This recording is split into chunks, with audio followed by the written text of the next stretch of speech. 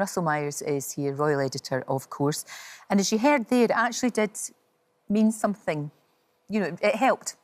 It did, and you know, certainly, I think when the King went in August, it was the first job he did back after the summer break. Right, yes, he actually wanted to go and not only just meet the parents, which he did privately, away from the crowds, and there were big crowds there. I mean, this is a community that was devastated at the time, and it's taking a time to heal, and that is a long process. And I think the King's visit, and of course the Prince and Princess of Wales have been as well. It was all about standing shoulder to shoulder with the families and the community, showing that empathy and support. And if anything, you know, good can come of this, it is how the community came together. And I think the royals going there has really shone a light on how amazing they have been. No, absolutely. And the families, of course, are campaigning to make sure this doesn't happen again, as we keep hearing that horrible phrase. I mean, they've been so badly let down. But, you know, I was so touched by the dignity and the way they spoke about their beautiful daughters. And shining a light on the emergency services as well. And we've heard from Elsie's parents, you know, paying tribute to them as well. And it's very important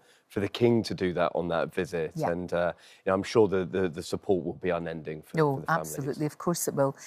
In other royal news, it's the Invictus Games again. It is. It just seems like no time since the last one. I know. But Harry and Meghan have been in Canada. They have, you know, and it's the first winter games of the Invictus Games this time. They're in 2 locations, in Vancouver and Whistler. I didn't get to dust my passport off for this one, unfortunately, but it looks like they're having a great time. It was the opening ceremony in Vancouver, 40,000 people packing into the BC Stadium. We saw Harry having a bit of a dance and a jive with some of the competitors, roping in. I mean, if you are a prince, there's got to be some you know, background to getting all your mates involved. And he had Chris Martin there, Katy Perry, Nelly Furtado was singing. I had a bit of a behind the scenes episode with Nelly Furtado dancing on TikTok. Looks like they're having a good old time. But you know, the value of Invictus is not to underestimated for Harry, because you know, he's had a pretty tough time of it with his court cases and he's falling out with the family. This is, you know, his baby. This is what he loves to be doing. We've got 500 competitors there. It's been going since 2014, and good on Harry, because it really is his family, as he keeps on saying. Yeah, it's a brilliant thing to do. You cannot knock that at all. No, not at all. You'd have to be a really cynical person to do that. And you know, he really does care passionately. He does, you know, and we saw him with the families, and you know, as Meghan making a speech, which was unprompted actually, that she stood up and she was talking about how dedicated he's been. And we know this, you know, I've been to London with him, I was in Sydney with him a few years ago, and you see the people when they swarm around him. A lot of people have credited Harry with saving their life for setting up the Invictus Games, you know, and Meghan was talking to some of the friends and family at this private dinner and saying, you know, we've seen him get into his mode. He's absolutely dedicated to making the Games a success. And as I said, it's been a bit of a topsy-turvy time for both Meghan and Harry. Oh, just a bit. Putting it mildly, Putting it very mildly. A lot of it's self-inflicted, it has to be said. Yes. It really does. I mean, but having said that, this is what they should be doing. For sure. And listen, when kind of thing, that's all sort of out the window. When he's concentrating on the Games, and we've seen him giving various interviews over the last few months, this is where it's at. It's like a different person. Very much so, yeah. It's like a different person. Concentrating on that, and his work in Africa and all the good that they could both do there. Fantastic. Well, it's interesting because is this the start of, you know, turning over a new leaf? Because obviously the King has had his health woes over the last year. Harry wasn't able to get back to him a couple of times. He's still got this court case with the British government about his security. Will he even bring Meghan and the kids over? I think this could be, you know, a line in the sand for Harry. So. This is what he's doing. It'll be very interesting to see if he does get back over here to see his father, because, you know, things do seem to be settling down a little bit. Yeah, and you know what families are like, all families. Don't we just? We do. There's a huge big hoo-ha, and then it all kind of settles down. Time is a great healer. Indeed.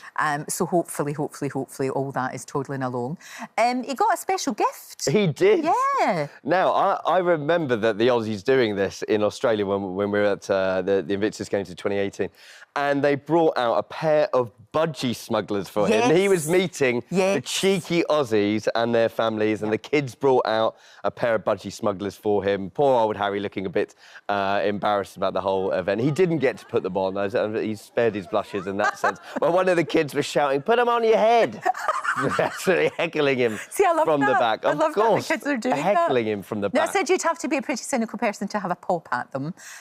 Donald Trump, before the games, to be fair, but Donald Trump, not happy. No, this is the latest in a running saga of a war of words between Donald Trump and Meghan Markle. I mean, she's called him a misogynist in the past. She's called him, an ogre.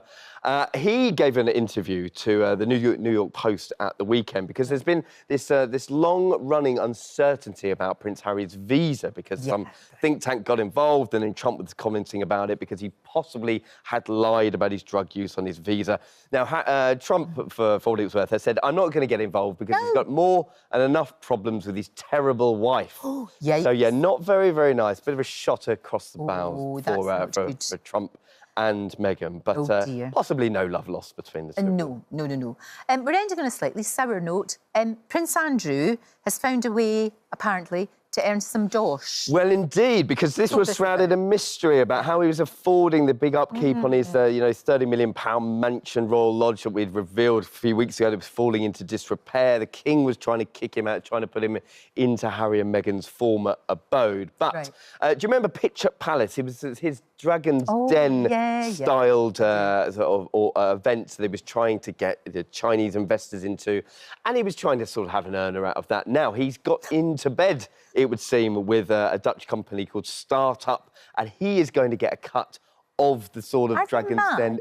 I'm not too sure who is signing off on this. I mean, what? It seems as ludicrous as it sounds, because he's not only going to be sort of getting rid of the Pitchup Palace, but he's also going to having a little sweetener on the end of it. So he may be able to stay in his home for a little while yet, probably to the dismay of the King, who has been trying to evict him for several months now. So watch this space. How utterly bizarre. Indeed. Bizarre. As always, thank you, Russell.